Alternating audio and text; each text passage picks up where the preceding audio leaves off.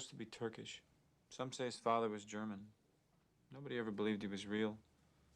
Nobody ever knew him or saw anybody that ever worked directly for him. But to hear Kobayashi tell it, anybody could have worked for Soze. You never knew. That was his power. The greatest trick the devil ever pulled was convincing the world he didn't exist. One story the guys told me, the story I believe, was from his days in Turkey. There was a gang of Hungarians that wanted their own mob.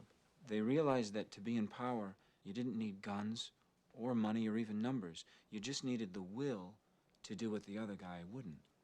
After a while, they come into power and then they come after Soze. He was small time then, just running dope, they say. They come to his home in the afternoon looking for his business. They find his wife and kids in the house and decide to wait for Soze.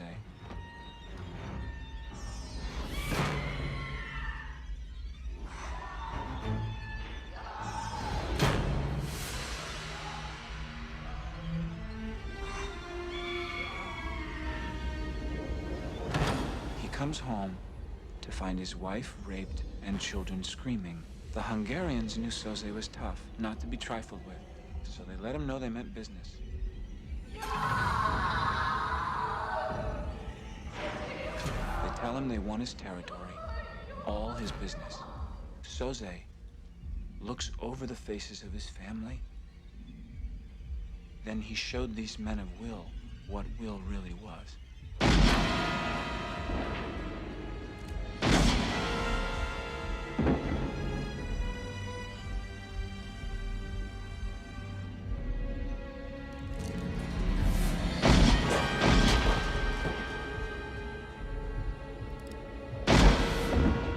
Him he would rather see his family dead than live another day after this.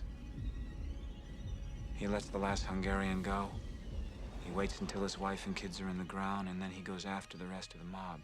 He kills their kids, he kills their wives, he kills their parents and their parents' friends. He burns down the houses they live in and the stores they work in. He kills people that owe them money. And like that, he's gone. Underground. Nobody's ever seen him since. He becomes a myth, a spook story that criminals tell their kids at night. Rat on your pop, and Kaiser Soze will get you.